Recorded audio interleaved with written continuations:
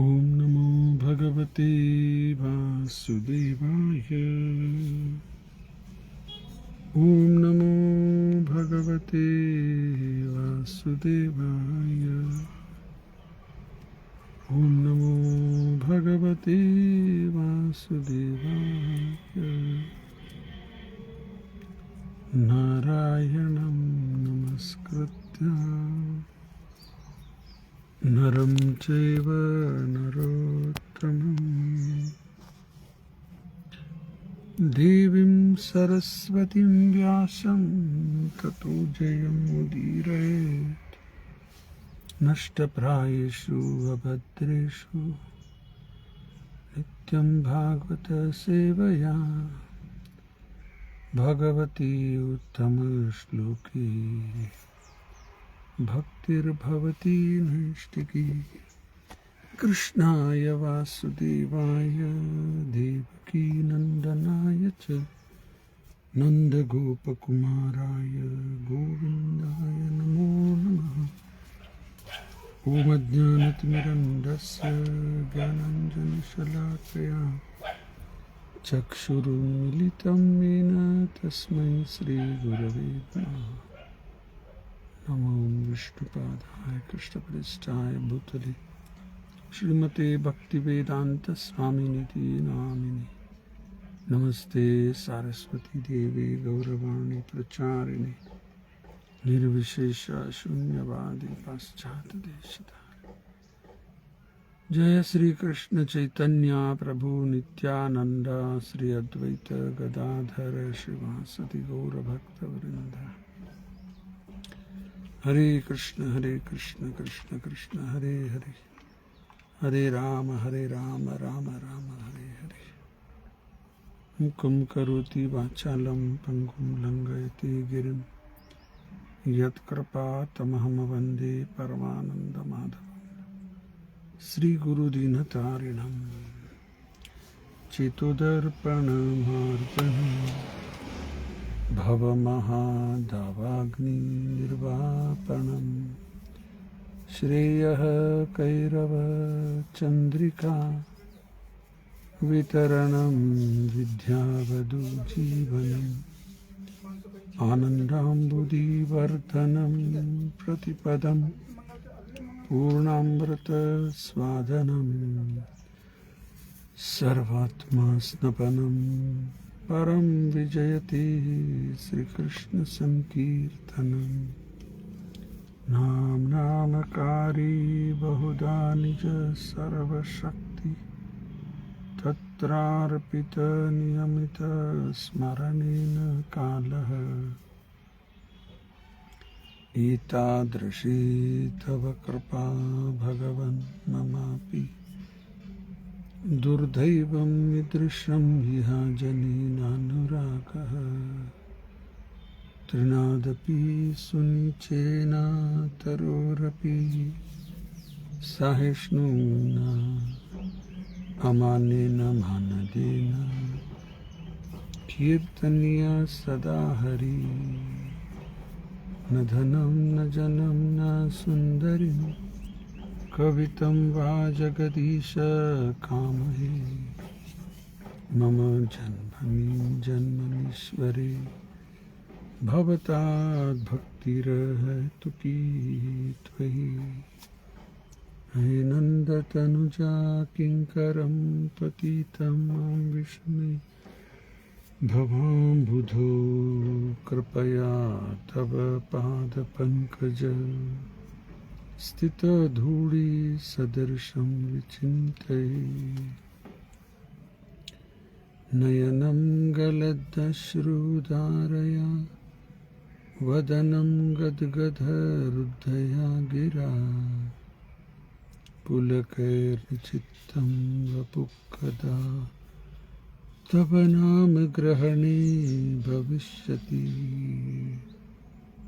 युगायितं निमेषेण चक्षुषा प्रावृषायितं शून्यायितं जगत्सर्वं गोविन्दविरहेण मे। आश्लिष्य वा पादरतां पिनस्तु मां अदर्शनान् मर्महतां करोतु माम्। यथा तथा वा विदधातु लम्पटो मत्प्राणनाथस्तु सहैव न परः। मत्प्राणनाथस्तु सहैव न परः। ಹರೇ ಕೃಷ್ಣ. ಎಲ್ಲ ಭಕ್ತರಿಗೆ ಸ್ವಾಗತ. ಇವತ್ತಿನ ದಿವಸ ಅತ್ಯಂತ ಪವಿತ್ರ ದಿವಸ. ಅದ್ವೈತಾಚಾರ್ಯ ಅವ್ರದ್ದು ಆವಿರ್ಭಾವದ ಅಪಿಯರೆನ್ಸ್ ಡೇ. ಅಷ್ಟೇ ಅಲ್ಲದೆ ರಥಸಪ್ತಮಿ ಅದೊಂದು ಉತ್ಸವದ. ಅದಕ್ಕೆ ಸಾಯಂಕಾಲ ಇಲ್ಲಿ ವಿಶೇಷ ಕಾರ್ಯಕ್ರಮ ಇದ್ದೇ ಇರ್ತದೆ ಎವ್ರಿ ಸಂಡೇ ರಾಯಪುರ ಇಸ್ಕಾನ್ನಲ್ಲಿ. ಇವತ್ತಿನ ವಿಷಯ ನೋಡೋಣ. 2ನೇ ಸ್ಕಂದ 3ನೇ ಅಧ್ಯಾಯ ಶ್ಲೋಕ ಸಂಖ್ಯಾ ಇವತ್ತಿಂದು 16. ವೈಯಾಸಕೀಶ್ಚ ಭಗವಾನ್ ವಾಸುದೇವ ಪರಾಯಣಃ ಉರುಗಾಯ ಗುಣೋದ್ಧಾರಃ ಸತಾಂ ಸ್ಯೂರ್ ಹಿ ಸಮಾಗಮೇ.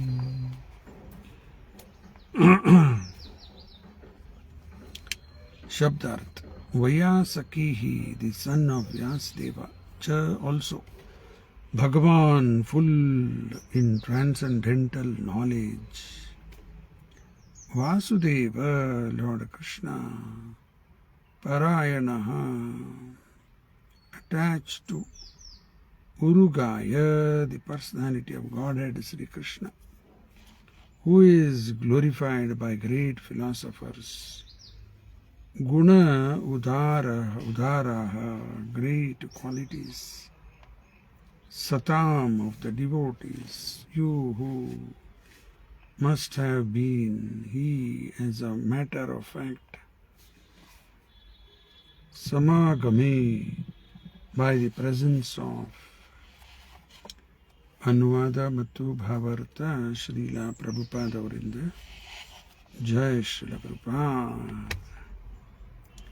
ಇವತ್ತಿನ ವಿಷಯ ಪ್ರಾರಂಭ ಮಾಡೋ ಮುಂಚೆಗೆ ಸ್ವಲ್ಪ ಹಿಂದಿನ ಶ್ಲೋಕ 15 ಅಲ್ಲೇನು ಬಂತು, ಪರೀಕ್ಷಿತ್ ಮಹಾರಾಜರ ಬಗ್ಗೆ ಹೇಳ್ತಾ ಇದ್ದಾರೆ. ಸವೈ ಭಾಗವತೋ ರಾಜ ಪಾಂಡವೇ ಓ ಮಹಾರಥ ಬಾಲಕ್ರೀಡಾನ್ ನಖೈ ಕ್ರೀಡಾನ್ ಕೃಷ್ಣ ಕ್ರೀಡಾನ್ ಯಯಾದದಿ. ಪರೀಕ್ಷಿತ ಭಾಗವತ ರಾಜ ಅನ್ಲಿಕ್ಕತ್ತಾರೆ. ಅರ್ಥ ಭಗವಂತನ ಪರಿಶುದ್ಧ ಭಕ್ತರು, ಪ್ಯೂರ್ ಡಿವೋಟಿ. ಭಾಗವತ ಅಂತಾರೆ ಅವ್ರಿಗೆ. ಪ್ಯೂರ್ ಅಂದ್ರೆ ಏನು ಅರ್ಥ? ಮತ್ತೀಗ ಪ್ಯೂರ್ ಡಿವೋಟಿ ಅಂದ್ರೆ ಏನು ಅರ್ಥ ಆಗ್ತದೆ? 2 ನೆನಪಿಡಬೇಕು. ಶುದ್ಧ ಭಕ್ತರು ಅಂದರೆ 2. ಒಂದು ಕೃಷ್ಣನ್ ಬಿಟ್ಟ ಮತ್ತು ಈ ದೇವಿ ದೇವತಾ ಯಾರ ಕಡೆ ಇಲ್ಲೇ ಇಲ್ಲ. ಓನ್ಲಿ ಕೃಷ್ಣ. ಕೃಷ್ಣ ಅಂದರೆ ವಿಷ್ಣು ತತ್ವ ಎಲ್ಲ ಬಂತವರಲ್ಲಿ.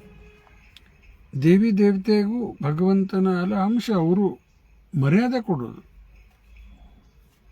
ಬಟ್ ಸರೆಂಡರ್ ಆ್ಯಂಡ್ ವರ್ಷಿಪ್ ಕೃಷ್ಣಗೆ ಮಾತ್ರ. ಇದು ಪರ್ಫೆಕ್ಟ್ಲಿ ಈ ರೀತಿ ಮಾಡ್ತಿರ್ತಾರೆ. ಸರಿ ಜ್ಞಾನದ ಎಲ್ಲ ಅದ. ಶುದ್ಧ ಭಕ್ತರು ಒಂದು ಅರ್ಥ. ಇನ್ನೊಂದು, ತಾವು ಮಾಡಿದ್ದ ಭಕ್ತಿ ಸೇವೆಕ್ಕೆ ರಿಟರ್ನ್ ಎಕ್ಸ್ಪೆಕ್ಟೇಷನ್ ಏನೂ ಇರಂಗಿಲ್ಲ. ಪ್ಯೂರ್ ಡಿವೋಟಿ ಅಂದರೆ ಇದೆ, ಪ್ಯೂರ್ ಡಿವೋಷನಲ್ ಸರ್ವಿಸ್. ರಿಟರ್ನ್ ಏನೂ ಎಕ್ಸ್ಪೆಕ್ಟೇಷನ್ ಇಲ್ಲ. ಇವರೆಲ್ಲ ಪ್ಯೂರ್ ಡಿವೋಟೀಸ್. ಅದಕ್ಕಿಂತವ್ರಿಗೆ ಭಾಗವತ ಅಂತಾರೆ.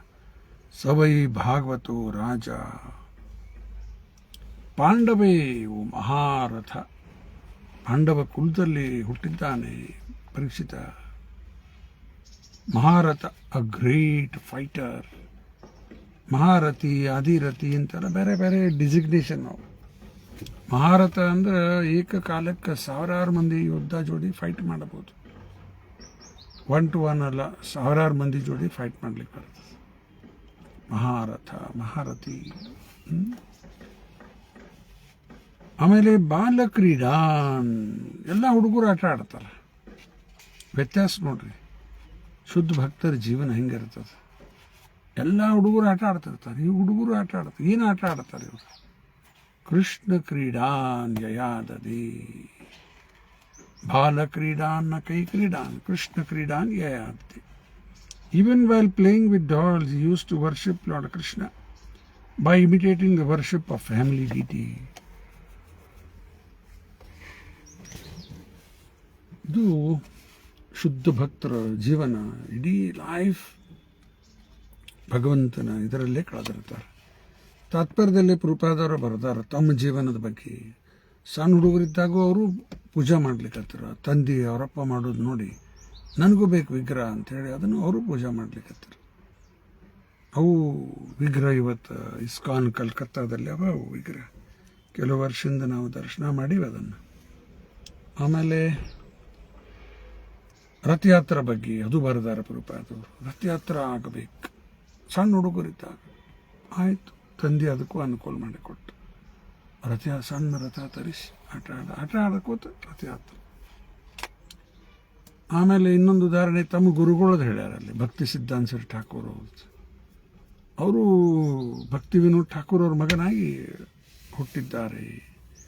ಶುದ್ಧ ಭಕ್ತರು ಅವರು ತಮ್ಮ ಜೀವನದಲ್ಲಿ ಎಲ್ಲ ಈ ರೀತಿ ಮೊದಲಿಂದನೇ ಪ್ರಾರಂಭ ಆಗಿಬಿಡುತ್ತೆ. ಇನ್ನೊಂದು ಉದಾಹರಣೆ ಕೊಟ್ಟಿದ್ದಲ್ಲೇ ನಾರದರು ಹಿಂದಿನ ಜನ್ಮದಲ್ಲಿ ದಾಸಿ ಪುತ್ರರಾಗಿದ್ದರು.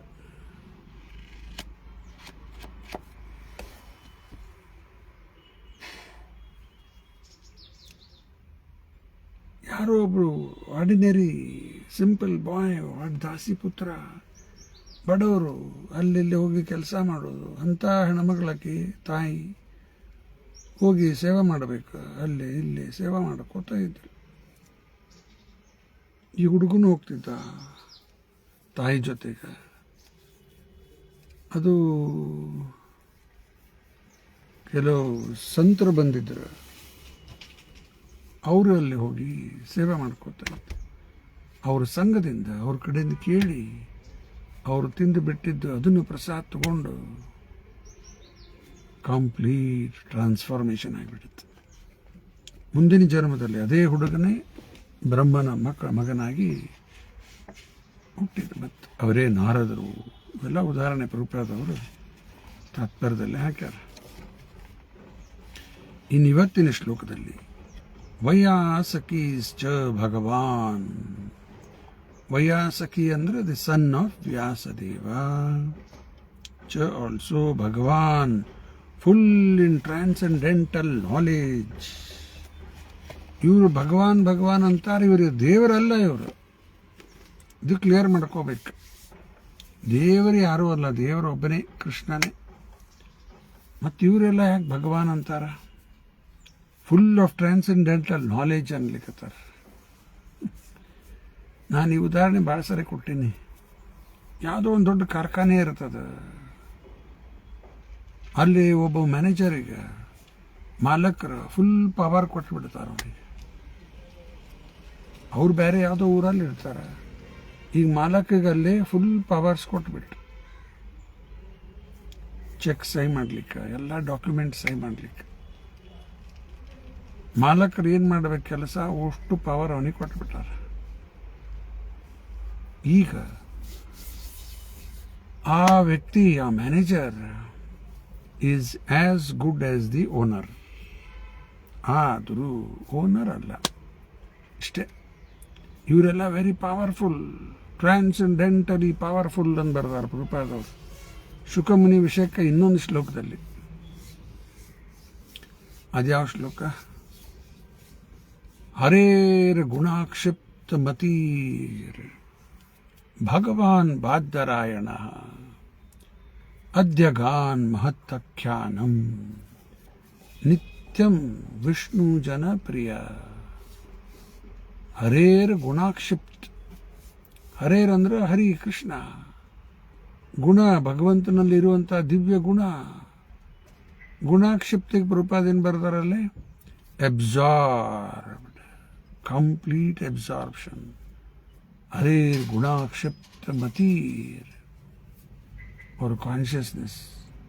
Hare Guna Kshipta Matir, Bhagavan Badarayana. ಭಗವಾನ್ ಅನ್ಲಿಕ್ಕತ್ತಾರಲ್ಲಿ. ಅವ್ರಿಗೆ ಯಾಕೆ ಭಗವಾನ್ ಅಂತ ಇದ್ದಾರೆ? ಅದೇ ಪ್ರಭುಪಾದ ಬರೆದಿದ್ದಾರೆ, ಟ್ರಾನ್ಸೆಂಡೆಂಟಲಿ ಪವರ್ಫುಲ್, ಟ್ರಾನ್ಸೆಂಡೆಂಟಲಿ ಪವರ್ಫುಲ್. ಅದಕ್ಕೆ ಅವರೀಗ ಭಗವಾನ್ ಅಂತ ಅಲ್ಲಿ ಹಾಕ್ಯಾರ. ಅದರಂಗ ಇಲ್ಲಿನೂ ಈ ಶ್ಲೋಕದಲ್ಲಿ ಸಹಿತವಾಗಿ ಶುಕಮುನಿಗೆ ಭಗವಾನ್ ಅಂತ ಬಂದದ. ಇಲ್ಲಿ ಫುಲ್ ಆಫ್ ಟ್ರಾನ್ಸೆಂಡೆಂಟಲ್ ನಾಲೆಜ್. ಆಮೇಲೆ Vasudeva, Shukadeva Goswami, the son of Vyasadeva, was also full in transcendental knowledge and was a great devotee of Lord Krishna. Vasudeva Parayanaha, son of Vasudeva. Vasudeva, Krishnan ಹೆಸರೇ, ವಸುದೇವನ ಮಗ ಅರ್ಥ.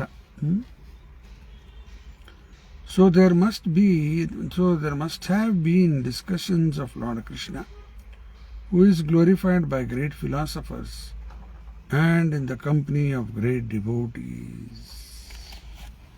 ಅದಕ್ಕೆ ಪರೀಕ್ಷಿತ ಭಗವಂತನ ಪರಿಶುದ್ಧ ಭಕ್ತ, ಭಾಗವತ ರಾಜ, ಕೃಷ್ಣನ ಭಕ್ತ, ಮತ್ತು ಅವಶ್ಯವಾಗಿ ಕೃಷ್ಣನ ಬಗ್ಗೆ ಅಲ್ಲೇ ಚರ್ಚೆ ಆಗಿರಬೇಕು ಅಂತ ಕೇಳಲಿಕ್ಕತ್ತಾರ. ಅವಶ್ಯವಾಗಿ ಕೃಷ್ಣನ ಬಗ್ಗೆ ಚರ್ಚೆ ಆಗಿರ್ತದೆ ಅಂತ ಅವ್ರು ಕೇಳ್ತಾ ಇದ್ದಾರೆ. ಯಾಕಂದ್ರೆ ಹಿಂದಿನ ಶ್ಲೋಕದಲ್ಲಿ ನೋಡಿದ್ವಿ, ಶೌನಕ ಋಷಿಗಳು ಹೇಳ್ತಾ ಇದ್ದಾರೆ, ಓ learned Suta Goswami, please continue to explain and such topics to us. We are all eager to hear. Besides that topic which results in the discussion of Lord Hari, Hari ಬಗ್ಗೆ ಬಂತಂದ್ರೆ should certainly be discussed in the assembly of devotees. ಅದು ಪರೀಕ್ಷಿತ ಭಗವಂತನ ಪರಿಶುದ್ಧ ಭಕ್ತ, ಭಾಗವತ ರಾಜ, ಅವಶ್ಯವಾಗಿ ಅಲ್ಲೇ ಕೃಷ್ಣನ ಬಗ್ಗೆ ಚರ್ಚೆ ಹಾಗೆ ಆಗಿರ್ತದಲ್ಲ ಅಂತ ಹೇಳಿ ಕೇಳ್ತಾ ಇದ್ದಾರೆ.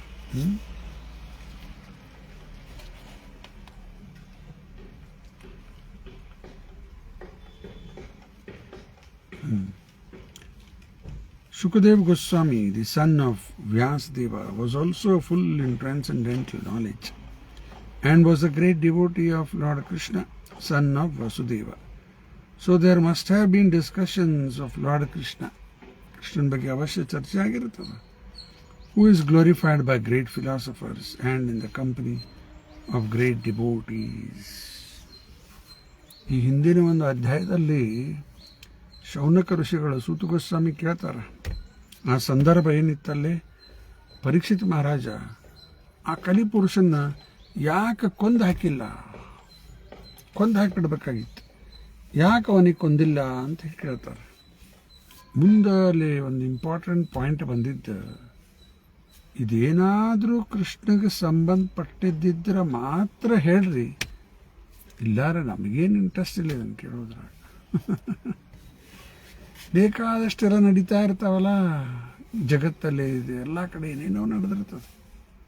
ಅವ್ರಿಗೆ ಯಾಕೆ ಕೊಂದು ಹಾಕಿಲ್ಲ ಅಂತ ಕೇಳೋದು, ಏನು ಮಾಡೋದು ತೊಗೊಂಡು ನಮ್ಗೆ ಅಂತ. ಬರೀ ಸುಮ್ಮನೆ ಅಂಥ ಡಿಸ್ಕಷನ್ ಬೇಡ, ಕೃಷ್ಣಗೆ ಸಂಬಂಧಪಟ್ಟಿದ್ದಿದ್ರೆ ಮಾತ್ರ ಹೇಳ್ರಿ, ಇಲ್ಲ ನಮಗೇನು ಇಂಟ್ರೆಸ್ಟ್ ಇಲ್ಲ ಅಂತ ಅರ್ಥ.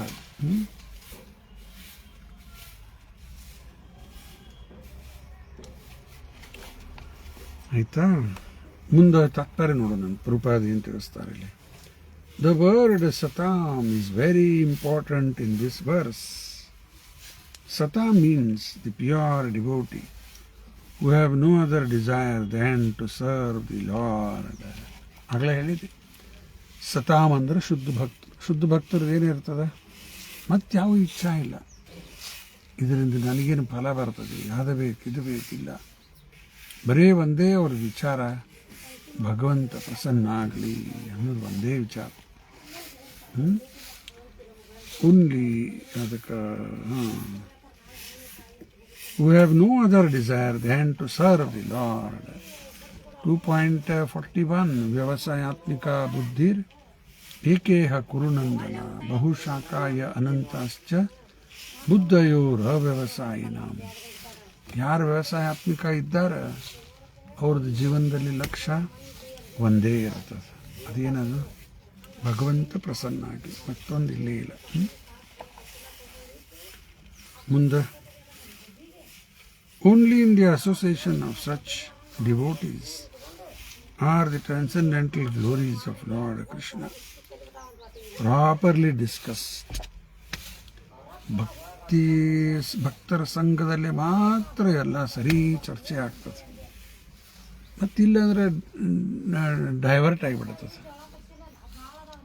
ನಿರಾಕಾರ ಕಡೆ, ಇಂಪರ್ಸನಲಿಸಮ್, ಕರ್ಮಕಾಂಡ, ಫ್ರುಟಿವ್ ಆಕ್ಟಿವಿಟೀಸ್, ಇದು ಮಾಡಿದ್ರೆ ಆ ಫಲ, ಇದು ಏನೇನೇ ಚಾಲೂ ಆಗಿಬಿಡುತ್ತವೆ.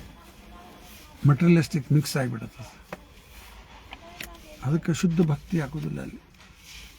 ಅದಕ್ಕೆ ಸತಾಂ ಭಕ್ತರ ಸಂಘದಲ್ಲಿ ಮಾತ್ರ ಪ್ರಾಪರ್ಲಿ ಡಿಸ್ಕಸ್ಡ್. ನೋಡಿ, ಪ್ರಶ್ನೆ ಕೇಳಬೇಕು, ಉತ್ತರ ಕೊಡಬೇಕು. ಕೇಳೋರು ಶುದ್ಧ ಭಕ್ತರಿದ್ದಾರೆ, ಹೇಳೋರು ಶುದ್ಧ ಭಕ್ತರಿದ್ದಾರೆ. Top best ಆಗಿಬಿಡೋದು. ಇಲ್ಲಾಂದರೆ ಮತ್ತೆ ಬೇರೆ ಇವು ಪಾಲಿಟಿಕ್ಸು, ಸಿನಿಮಾ ಡಿಸ್ಕಷನ್ ಸ್ಟಾರ್ಟ್ ಆಗಿಬಿಡುತ್ತೆ. ಕೇಳೋರು ಪ್ಯೂರ್ ಡಿವೋಟಿ, ಹೇಳೋರು ಪ್ಯೂರ್ ಡಿವೋಟಿ ಇದ್ರೆ ಪರ್ಫೆಕ್ಟ್ ಡಿಸ್ಕಷನ್ ಆಗ್ತದೆ. It is said by the Lord that his topics are all full of spiritual significance, and once one properly hears about him in the association of Satam, certainly one senses the great potency and so automatically attains to devotional stage of life. ಆ ಭಗವಂತನ ಕಥಾ ಭಗವಂತ ಮಾಡುವಂಥದ್ದು ಇಲ್ಲ. ಗೀತೆಯಲ್ಲಿ ತಾನೇ ಹೇಳ್ತಾನಲ್ಲ, ಜನ್ಮ ಕರ್ಮ ಚಮೆ ದಿವ್ಯ, ದಿವ್ಯ ಟ್ರಾನ್ಸೆಂಡೆಂಟಲ್. ಅವನು ಯಾರು ಸರಿ ಅರ್ಥ ಮಾಡ್ಕೋತಾರ, ಏವಂ ಯೋ ವೇತಿ ತತ್ವತಃ, ಅವರಿಗೆ ತ್ಯಕ್ತ್ವ ದೇಹಂ ಪುನರ್ಜನ್ಮ ನೈತಿ ಮಾಮಿತಿ ಸ್ವಾರ್ಜುನ, ಮತ್ತು ಒಳ್ಳೆ ಬರೋ ಜನ್ಮ ತಗೊಳ್ಳೋ ಪ್ರಸಂಗ ಬರುವುದಿಲ್ಲ.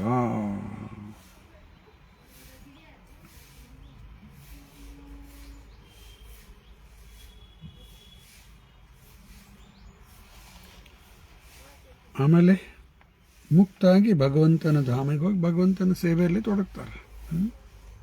ಅದಕ್ಕೆ ಡಿವೋಷನಲ್ ಸ್ಟೇಜ್ ಆಫ್ ಲೈಫ್. ಮುಂದೆ as already described, Maharaj Parikshit was a great devotee of the lord from his very birth, and so was Shukadev Goswami. Both of them were on the same level. ಹೇಳೋರು ಭಾರಿ ಪರಿಶುದ್ಧ ಭಕ್ತರು. ವ್ಯಾಸರ ಮಗ ಶುಕಮುನಿ ತಾಯಿ ಗರ್ಭದಲ್ಲಿದ್ದಾಗೆ ಆಲ್ರೆಡಿ ಲಿಬರೇಟೆಡ್, ಮುಕ್ತ ಪುರುಷರೇ. ವ್ಯಾಸರ ಗೊತ್ತದ ಈ ಜೀವ ಒಳಗಿದ್ದು ಆಲ್ರೆಡಿ ಲಿಬರೇಟೆಡ್.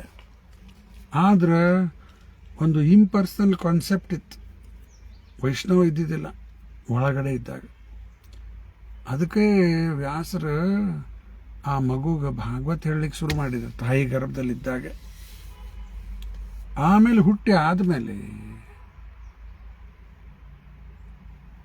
ಭಾಗವತ ಅಧ್ಯಯನ ಮಾಡಿ. ಆಗಲೇ ಹೇಳಿದ ಶ್ಲೋಕ, ಅದ್ಯಗಾನ್ ಮಹತ್ತಕ್ಯಾನಂ ನಿತ್ಯಂ. ಮಹತ್ತಕ್ಯಾನಂ ಅಂದ್ರೆ ಭಾಗವತ. ನಿತ್ಯಂ, ರೆಗ್ಯುಲರ್ಲಿ, ಡೈಲಿ. ಆಮೇಲೆ ವಿಷ್ಣು ಜನಪ್ರಿಯ, ಆಮೇಲೆ ವೈಷ್ಣವರಿಗೆ ಪ್ರಿಯ ಆದರು. ಇಂಪರ್ಸನ್ ಇದ್ದಿದ್ರೆ ಆಗ್ತಿದ್ದಿಲ್ಲ. ಅದಕ್ಕೆ ಹೇಳೋರು pure devotee.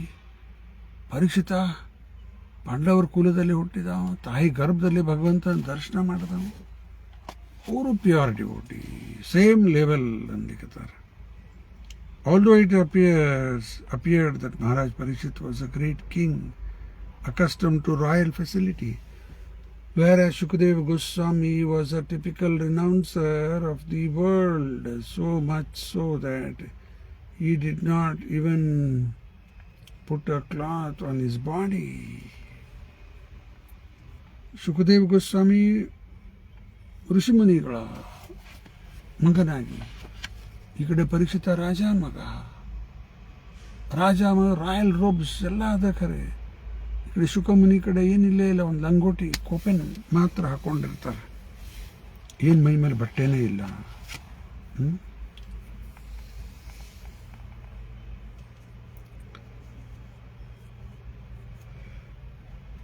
So much so that he did not even put a cloth on his body. Suppose superficially Maharaj Parikshit and Shukadeva Goswami might seem to be opposite, but basically they were both unalloyed pure devotees of the Lord. ಒಂದು ಋಷಿಮಗ ಮೈಮೇಲೆ ಬಟ್ಟೆನೇ ಇಲ್ಲ, full ವೈರಾಗ್ಯದ ಜೀವನ. ಇನ್ನೊಂದು ರಾಜ. ಆದ್ರೆ ನೋಡ್ಲಿಕ್ಕೆ ಬೇರೆ ಬೇರೆ ಅನ್ನಿಸ್ಬೋದು, ಇಬ್ಬರು ಪರಿಶುದ್ಧ ಭಕ್ತರು. ಇಂಥ ಒಂದು ವಾತಾವರಣ ಸಿಗೋದು ಭಾಳ ಕಡಿಮೆ. ಹೇಳೋರು ಶುದ್ಧ ಭಕ್ತರು, ಕೇಳೋರು ಶುದ್ಧ ಭಕ್ತರು.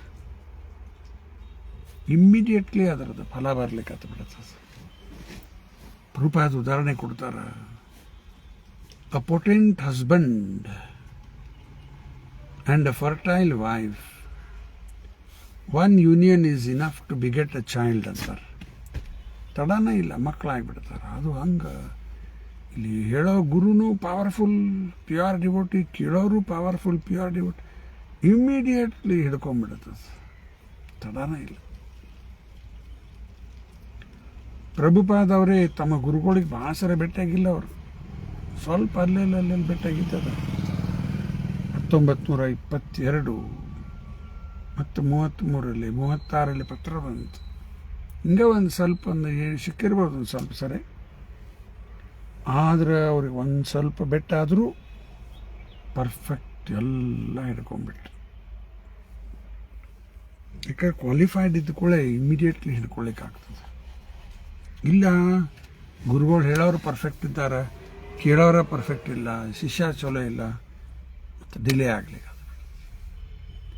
ಅಥವಾ ಶಿಷ್ಯ ಕ್ವಾಲಿಫೈಡ್ ಇದ್ದಾನ, ಗುರುಗಳ ಬೋಗಸ್ ಇದ್ದಾರೆ, ಅದು ಉಪಯೋಗ ಕೊಡೋದಿಲ್ಲ.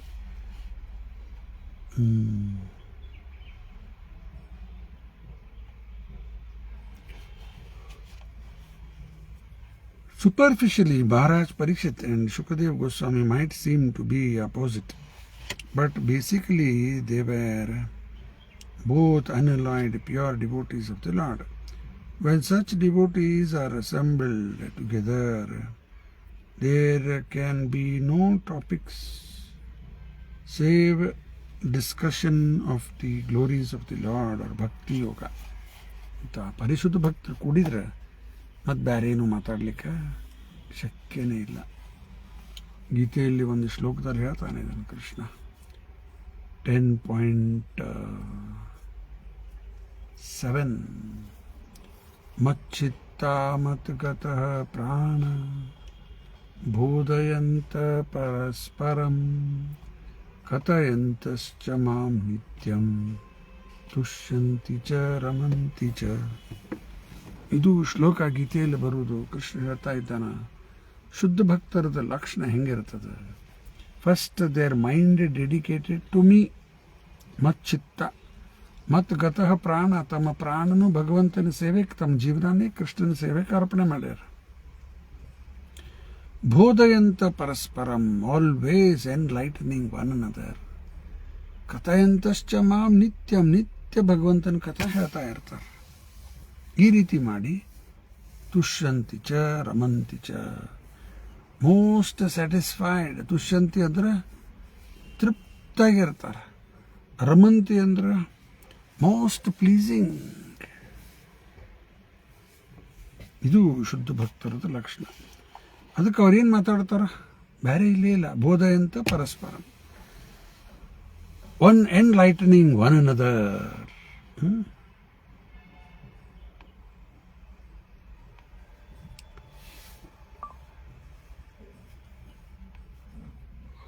In the Bhagavad Gita, also, when there were talks between the Lord and his devotee Arjuna, there could not be any topic other than Bhakti Yoga.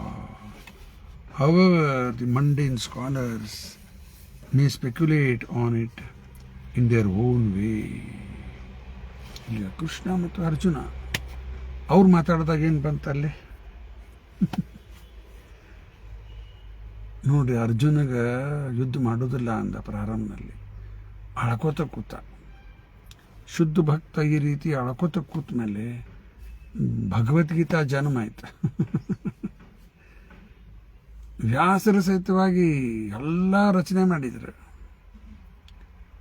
108 ಉಪನಿಷದು, Mahabharata, 4 ವೇದ, ಆಮೇಲೆ ಮಹಾಭಾರತ ಎಲ್ಲ ಬರೆದ್ರು. ತೃಪ್ತಿನೇ ಇಲ್ಲ. ಏನೋ ನಿರಾಶೆ ಕೂತು ಬಿಟ್ಟಾರ. ವ್ಯಾಸರು ನಿರಾಶೆ ಆಗೋದ್ರಿಂದ ಭಾಗವತ ಹುಟ್ಟು ಬಂತು. ಅರ್ಜುನ ಆಡ್ಕೋತ ಕೂತ, ಭಗವದ್ಗೀತಾ ಬಂತು.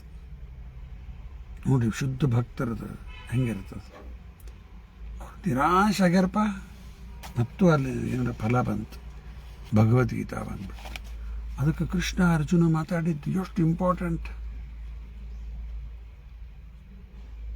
ಸ್ವತಃ ಸಂಜಯ್ ಹೇಳ್ತಾನೆ ಇದನ್ನು. 18ನೇ ಅಧ್ಯಾಯ.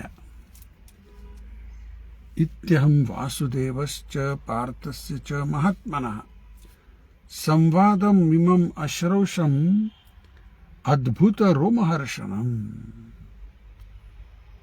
ಇದು ವ್ಯಾಸರು ಕೃಷ್ಣ ಮತ್ತು ಅರ್ಜುನ ಮಾತಾಡಿದ್ದು. ಸಂವಾದಂ ಇಮಂ ಅಶ್ರೌಷಂ ಅದನ್ನು ಕೇಳಿದೆ. ಅದ್ಭುತ ರೋಮಹರ್ಷಣ ಆಗ್ಲಿಕ್ಕತ್ತದ ನನಗಂತ. ರೋಮಹರ್ಷಣ ಅಂದ್ರೆ ಮೈ ಮೇಲೆ ಇದ್ದಿದ್ದ ಕೂದಲ ಎಲ್ಲ ನಿಂದಿರ್ಲಿಕ್ಕತ್ತದ. ರೋಮಹರ್ಷಣ.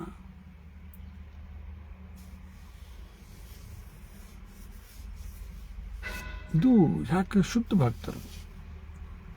ಅರ್ಜುನ ಶುದ್ಧ ಭಕ್ತ, ಕೃಷ್ಣ ದೇವರು. ಅವರಿಬ್ಬರದಲ್ಲಿ ಮಾತಾಗಿದ್ದು ಕೇಳಿ, ಇತ್ಯಹಂ ವಾಸುದೇವಶ್ಚ ಪಾರ್ಥಸ್ಯ ಚ ಮಹಾತ್ಮನಃ ಸಂವಾದಂ ಇಮಂ ಅಶ್ರೌಷಂ ಅದ್ಭುತ ರೋಮಹರ್ಷಣಂ.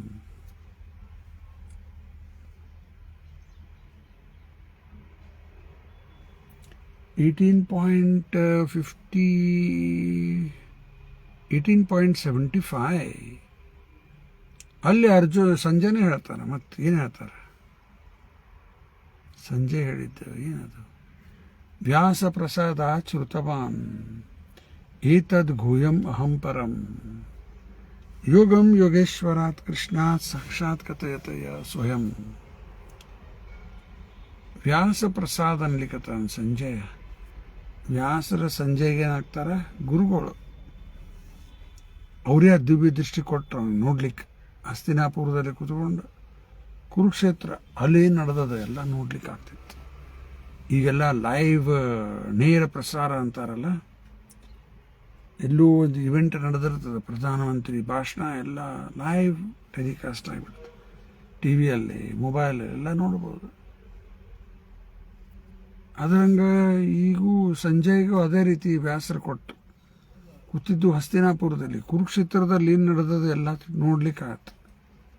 ನೋಡೋದಷ್ಟೇ ಎಲ್ಲ ಕೇಳಲಿಕ್ಕಾಯ್ತು. ಯಾರ್ಯಾರ ಮನಸ್ಸಲ್ಲಿ ಏನು ವಿಚಾರ ಬರ್ಲಿಕ್ಕತ್ತದ ಅದು ಗೊತ್ತಿತ್ತು ಅವರಿಗೆ. ಸಂಜಯ್ ಇದೆಲ್ಲ ಹೆಂಗಾಯ್ತು? ವ್ಯಾಸರ ಕೃಪೆಯಿಂದ. ಯಾಕಂದ್ರೆ ವ್ಯಾಸರ ಗುರುಗಳು. ವ್ಯಾಸ ಪ್ರಸಾದ ಶ್ರುತವಾನ್ ಕೇಳಿಸ್ತು. ಏನು ಕೇಳಿಸ್ತು? ಏತದ್ ಗುಹ್ಯಂ ಅಹಂ ಪರಂ. ಅತೀ ಗುಪ್ತವಾದಂಥ ವಿಷಯ ಕೇಳಿದೆ. ಯೋಗಂ ಯೋಗೇಶ್ವರಾತ್ ಕೃಷ್ಣ. ಆ ಯೋಗೇಶ್ವರ ಕೃಷ್ಣ ಹೇಳ್ತಾ ಇದ್ದಾನ.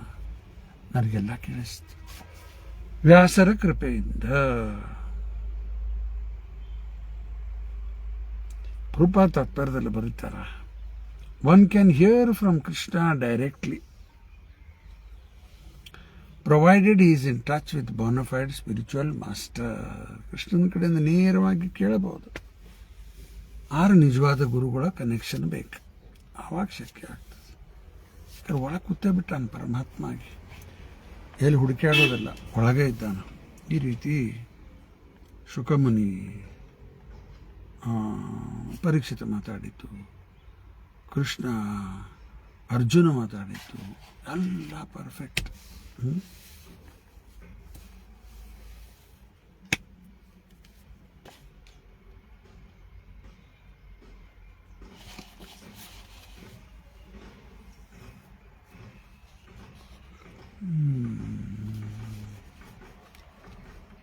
Arjun there could not be any topic other than Bhakti Yoga.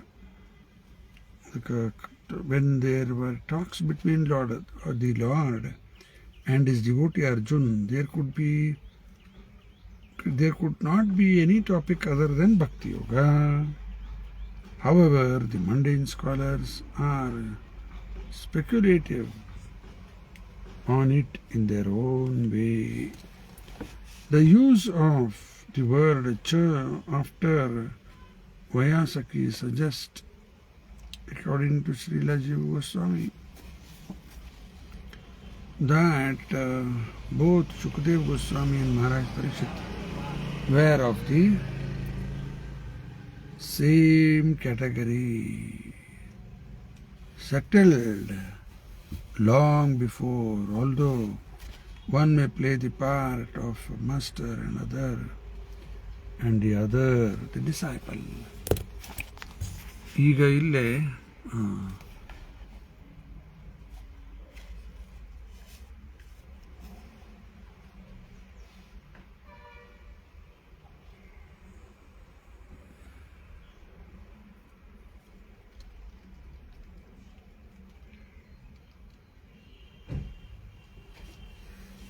ಜೀವ ಗೋಸ್ವಾಮಿ ಹೇಳಿದ್ದು ಮಾತು ಹಾಕ್ಯಾರ ಇಲ್ಲಿ. The use of the word ಚ ಅಂತೇನು ಶಬ್ದ ಬಂದದ, ಅರ್ಥ ಇಬ್ರು.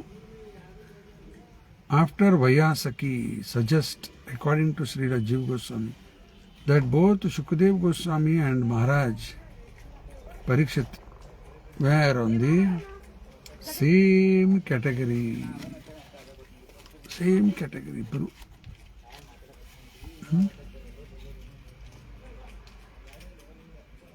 Settled before, long before. ಅದರಲ್ಲಿ ಒಬ್ಬರು ಗುರುಗಳ ಪಾತ್ರ, ಒಬ್ಬ ಶಿಷ್ಯ ಪಾತ್ರ ತಗೊಳ್ಳಿಕತ್ತಾರ. ಕೃಷ್ಣ ಅರ್ಜುನದ ಸೇಮ್ ಕ್ಯಾಟಗರಿ ಅಂತ ತಿಳ್ಕೊಬೇಡ್ರಿ. ಕೃಷ್ಣ ದೇವರು, ಅರ್ಜುನ ಭಗವಂತನ ಶುದ್ಧ ಭಕ್ತ.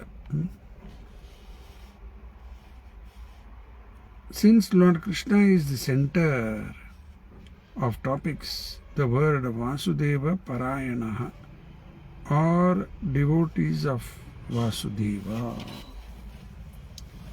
ವಾಸುದೇವನ ಭಕ್ತರು, ಅವರಿಗೆ ವೈಷ್ಣವರಂತಾರೆ.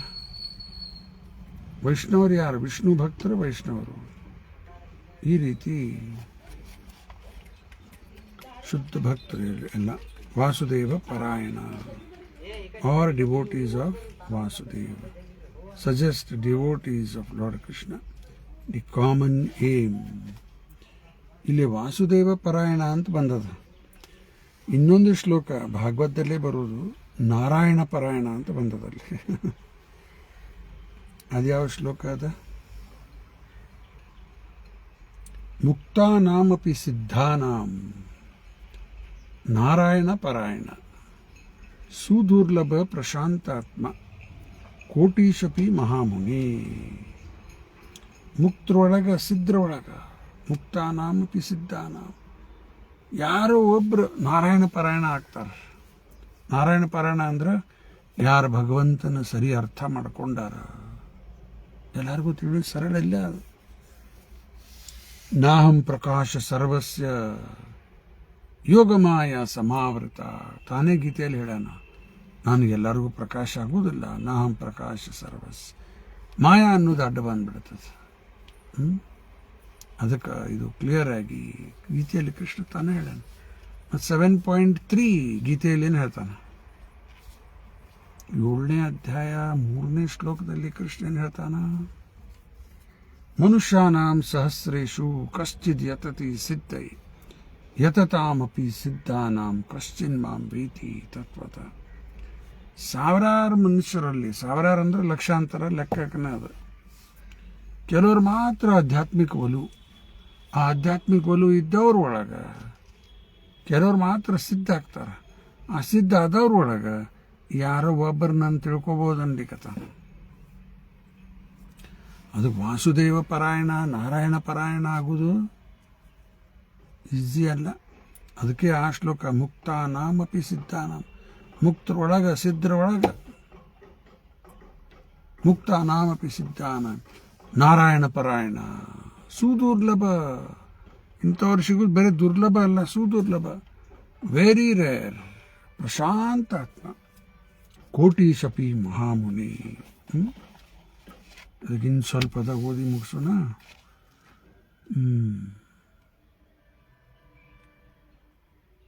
Although there were many others who assembled at the place where Maharaj Parikshit was fasting, the natural conclusion is that there was no topic other than the glorification of Lord Krishna, because the principal speaker was Shukadeva Goswami and the chief audience was Maharaj Parikshit. ಈಗ ಗಂಗಾ ನದಿ ದಂಡೆ ಮೇಲೆ ಕೂತ್ಕೊಂಡಾರ, ಅಲ್ಲಿ ಉಪವಾಸ ಮಾಡ್ಲಿಕ್ಕತ್ತಾರ. ಈಗ fast an to death. 7 ದಿವಸದ ತಿನ್ನೋದು ನೀರು ಎಲ್ಲ ಬಂದ್, ಬರೀ ಕೂತ್ಕೊಂಡು ಕೇಳ್ತಾ ಇದ್ರು. 7 ದಿವಸ ಬದುಕಲಿಕ್ಕೆ ಶಕ್ಯದ?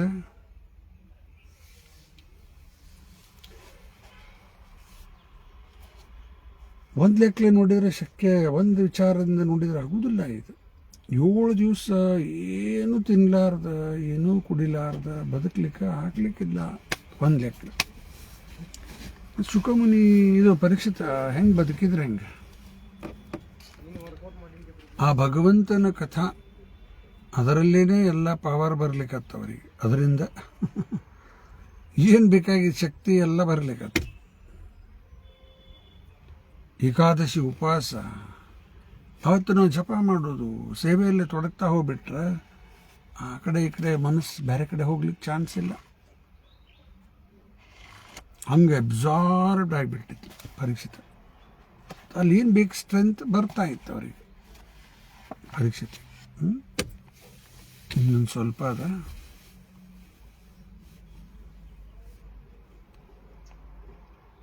Although there were many others who assembled at a place where Maharaj Parikshit was fasting, the natural conclusion is that there was no topic other than glorification of Lord Krishna. ಬೇರೆ ಒಂದು ವಿಷಯ ಅದು ಬರ್ಲಿಕ್ಕೆ ಶಕ್ಯನೇ ಇಲ್ಲ. ಯಾಕೆ ಪರೀಕ್ಷಿತ ಉಪವಾಸ ಮಾಡ್ಲಿಕ್ಕತ್ತಾನ ಅಂದ್ಕೊಳ್ಳಿ, ಬೇರೆ ಕಡೆಯಿಂದ ಎಲ್ಲ ಮಹಾನ್ ಮಹಾನ್ ಮುನಿಗಳೆಲ್ಲ ಬಂದಾರಲ್ಲಿ. ಹಿಂದಿನ ಅಧ್ಯಾಯ ನೋಡಿವಿ ಅದನ್ನು. ಗ್ರೇಟ್ ಥಿಂಕರ್ಸ್ ಎಲ್ಲ ಕಡೆಯಿಂದ ಆಗಮಿಸಿದ್ದಾರೆ ಅಲ್ಲಿ. ಆದರೂ ಬೇರೆ ವಿಷಯ ಮಾತಾಡಲಿಕ್ಕೆ ಪರ್ಮಿಷನ್ ಇಲ್ಲ. ಯಾಕೆ? ಈ ರೂಪಾಯಿ ಬರೆದಾರ. Because the principal speaker was Shukadev Goswami. ಮುಖ್ಯ ಮಾತಾಡೋರು ಯಾರಲ್ಲಿ? ಶುಕಮುನಿ. ಅವರು ಭಗವಂತನ ಪ್ಯೂರ್ ಡಿವೋಟಿ ಅಲ್ಲ. ಆಮೇಲೆ ಆ್ಯಂಡ್ ದ ಚೀಫ್ ಆಡಿಯನ್ಸ್, ಮುಖ್ಯ ಯಾರ ಸಲ ಹೇಳಲಿಕ್ಕತ್ತಾರ ಅದನ್ನು? Maharaj Parikshit. So Shrimad Bhagavatam, as it was spoken and heard by 2 principal devotees of the Lord, is only for glorification of the Supreme Lord, the personality of Godhead Sri Krishna. So Srimad Bhagavatam, as it was spoken and heard by 2 principal devotees of the Lord. Principal devotees ಯಾರ್ಯಾರು ಇವರು? ಶುಕಮುನಿ ಮತ್ತು ಪರೀಕ್ಷಿತ.